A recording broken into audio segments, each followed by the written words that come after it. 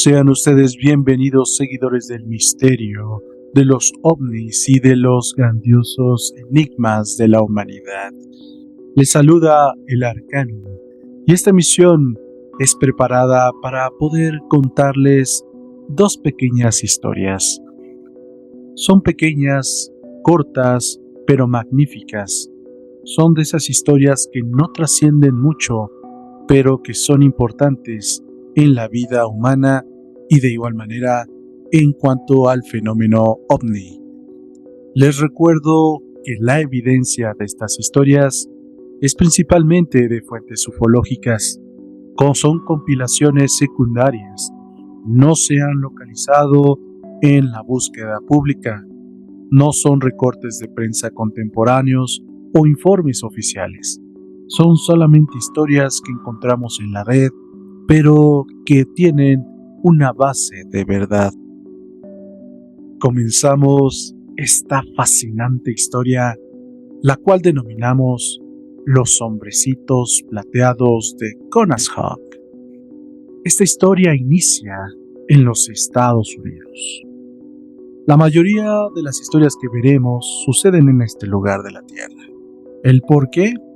No sabría yo decirles, pero es parte de... Sucedió en el estado de Pensilvania. Según los informes, fue el día 17 de diciembre de 1956.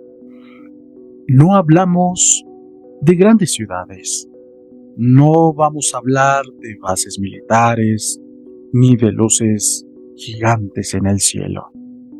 Esta, queridos compañeros, es una pequeña historia, casi íntima, de esas que pasan en pueblos donde, cuando cae la noche, el cielo pesa.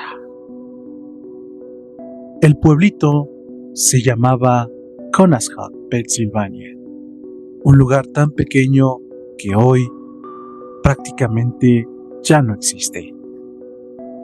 Un pueblo que terminó abandonado, tragado por el bosque y de igual manera por el tiempo. Pero en diciembre de 1956 todavía había gente ahí, y una de esas personas se llamaba Marie Carroll. Esa noche del 17 de diciembre era fría, como suelen ser las noches en Pensilvania en diciembre.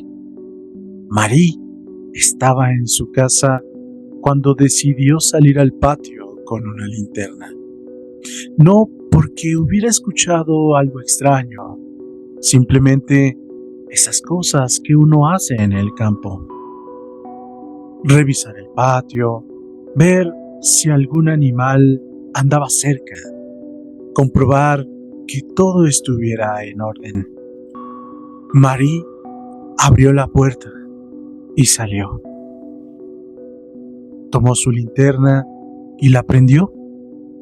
El haz de luz recorrió el suelo, recorrió los árboles y de pronto se detuvo, porque ahí, en su propio patio, había dos figuras. No se movían, no corrían, no parecían asustadas, solo estaban ahí. Marie calculó que medían poco más de 1 metro. Una, quizás, un poco más alta que la otra. No eran niños y no parecían personas normales. Llevaban algo puesto, trajes ceñidos al cuerpo, de un material que reflejaba la luz de la linterna. Ella pareció que era como plateado, brillante, y en la cabeza algo parecido a cascos. Marie les apuntó directamente con la linterna, y aquí viene uno de los detalles más inquietantes. No reaccionaron, no levantaron las manos, no giraron la cabeza. No dieron un solo paso. Marie se quedó ahí, iluminándolos, segundo tras segundo, minuto tras minuto. Ella, posteriormente, diría que fueron como unos 3 minutos. 3 minutos de silencio absoluto.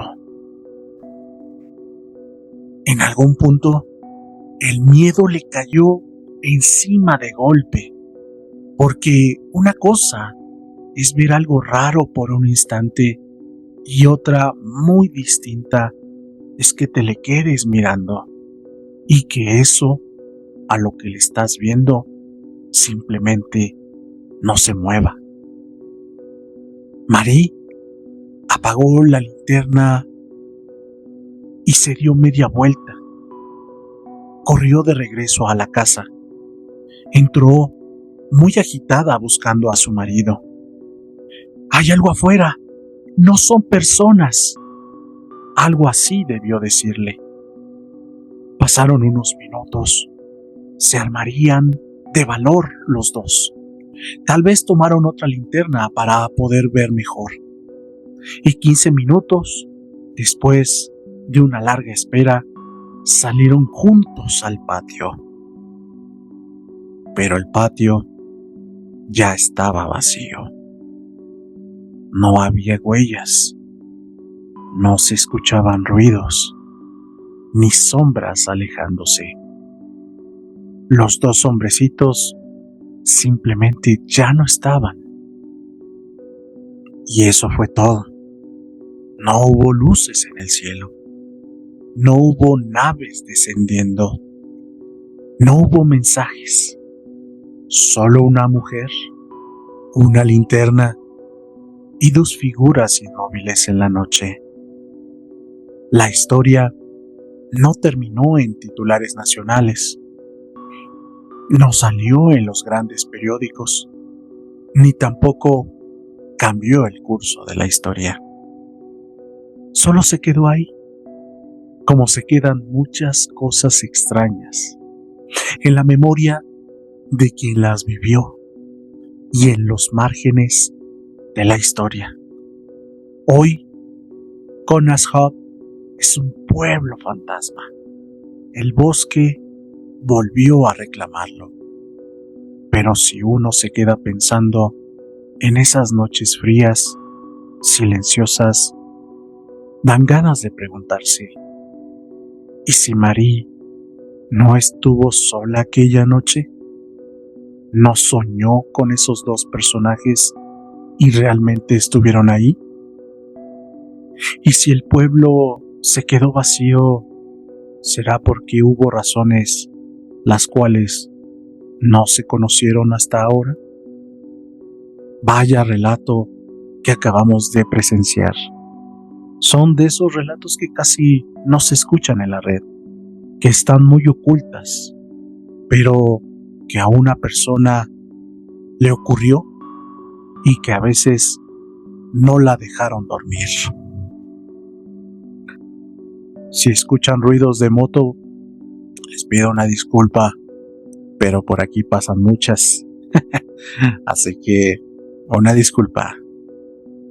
Y ahora avanzamos al segundo relato del día o de la noche, dependiendo dónde y cuándo estén escuchando esto.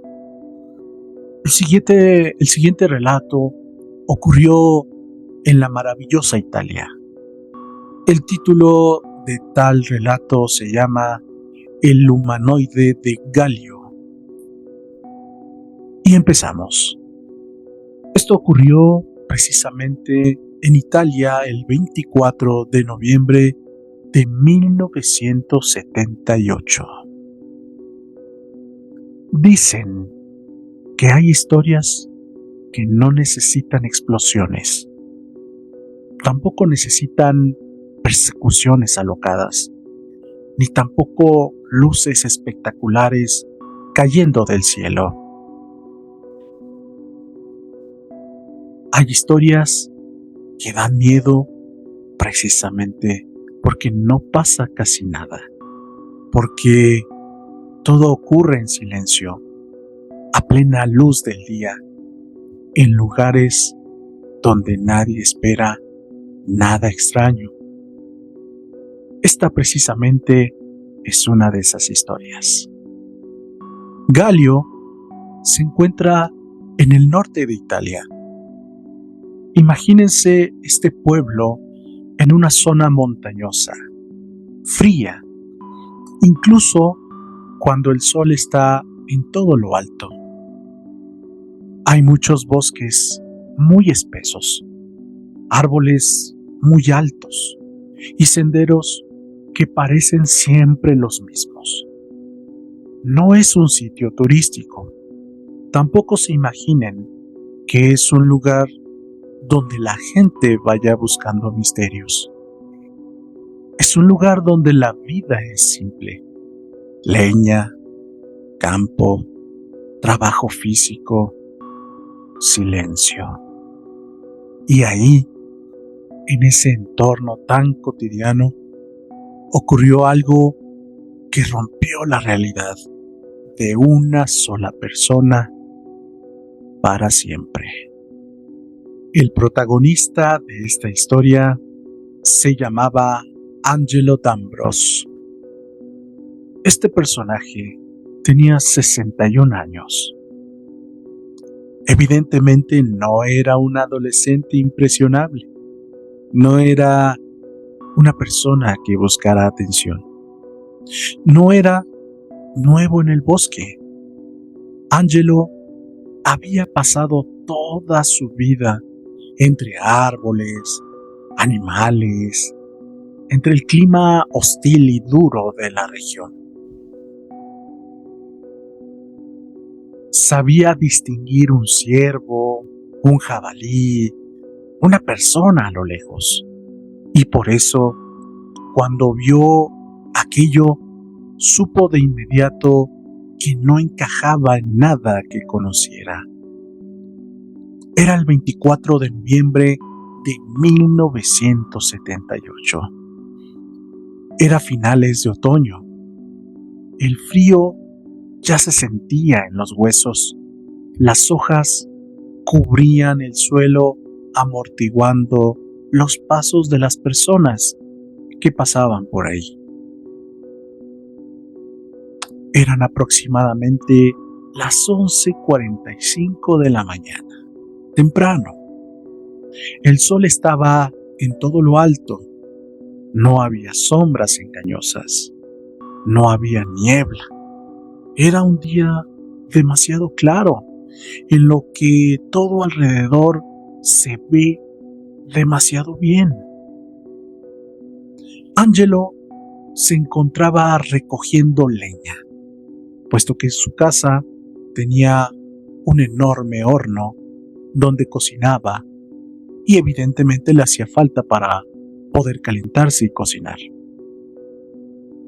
Angelo se agachaba y levantaba ramas, las acomodaba bajo el brazo.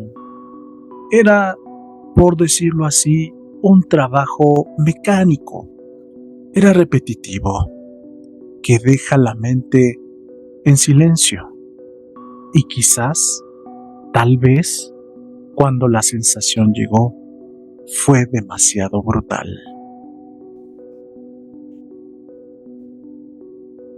Angelo no escuchó nada.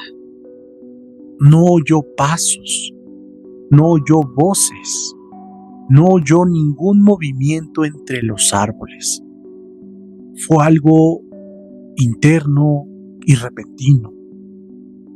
Era una sensación incómoda, difícil de explicar, que te dice que algo está mal, como si el aire se hubiera vuelto más pesado. Angelo se quedó quieto, enderezó la espalda y rápidamente levantó la cabeza. Y entonces los vio. Frente a él, a poca distancia, dos figuras suspendidas en el aire. No estaban colgadas de nada, no tocaban el suelo, no parecían flotar suavemente. Era como si el mundo hubiera decidido sostenerlas. Medían alrededor de 4 pies, apenas más de 1 metro. Eran extremadamente delgados. Era una delgadez antinatural. No habría conocido una persona así en todo el mundo. La piel de estos personajes era de un tono amarillento y no era opaca. Era, en sus palabras, casi translúcida. Era así de translúcida que Angelo pudo ver claramente las venas debajo de la piel. No parecían enfermos, parecían que así eran, que así habían sido diseñados por la creación. Las cabezas eran grandes, lisas, completamente calvas. Tenían una forma extraña, como de pera, más anchas arriba y estrechándose hacia abajo. Las orejas eran enormes, verticales, puntiagudas. No parecían orejas humanas exageradas, parecían otra cosa. Los ojos estaban semi-hundidos. Eran oscuros. No tenían párpados, o al menos no visibles. No mostraban emoción. La nariz era larga. Descendía hasta la boca como si fuera una sola estructura. Y la boca, cuando Angelo la notó, sintió un nudo en el estómago. Tenían colmillos grandes, claramente visibles, aún sin abrir la boca. No hablaron, no se movieron, no hicieron gestos, no parecían curiosos, pero tampoco parecían agresivos. Simplemente observaban a Angelo, y Angelo los observaba a ellos. Era como un intercambio silencioso, pero no solamente de miradas. Era un intercambio extraño. El encuentro duró entre 4 y 5 minutos, pero Angelo diría después que el tiempo se había deformado, que no sabía si habían sido segundos o una eternidad. Él dice que su cuerpo no respondía como siempre. No podía correr, no podía gritar. Él comenta que simplemente estaba horrorizado, no por lo que hacían, sino por lo que eran. Y de pronto, ya no estaban. No se alejaron, no se elevaron, simplemente dejaron de existir en ese espacio. Era como si alguien hubiera apagado una imagen.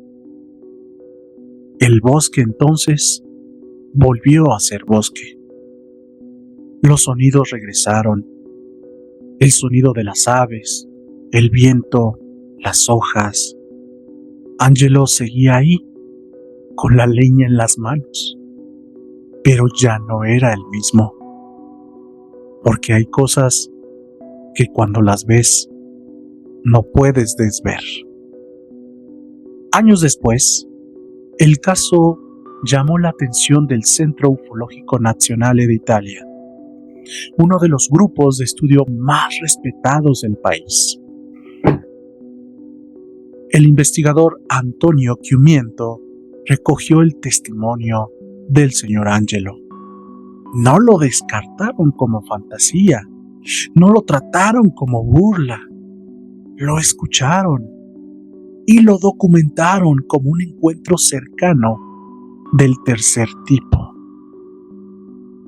Siempre imaginamos a los extraterrestres como viajeros del espacio, rodeados de luces, en sus naves, con la tecnología avanzada.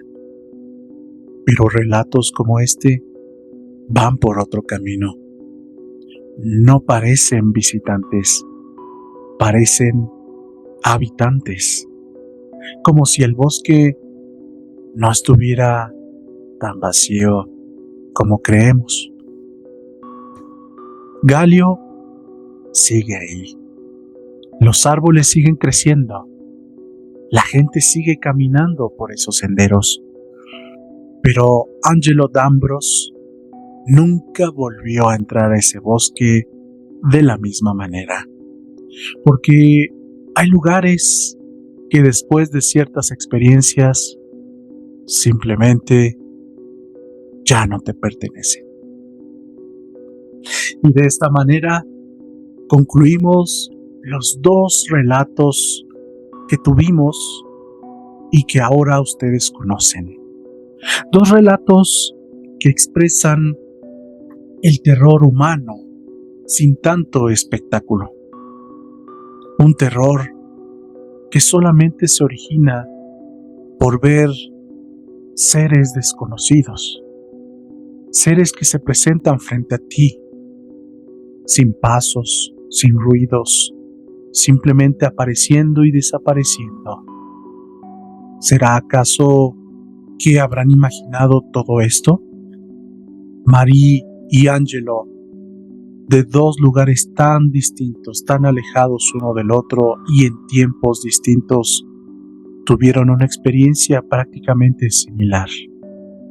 Les invito a que puedan dejar sus comentarios, a que puedan dejar sus experiencias si las han tenido, porque esta emisión es para eso, contar esas pequeñas historias que no obtienen la luz de los reflectores como deberían. Agradezco puedan dejar sus comentarios para saber de dónde me escuchan. Aprovecho para mandar un saludo a Edgar, que vive en la ciudad de Nueva York. Edgar, un saludo, un fuerte abrazo, tú que me escuchas, tú que me sigues, y espero nos puedas enviar una historia de las tantas que sabes para poder compartir con esta audiencia. Se despide de ustedes el Arcano y espero se puedan suscribir y esperen la siguiente emisión del podcast de Radio Arcanum. Hasta la próxima.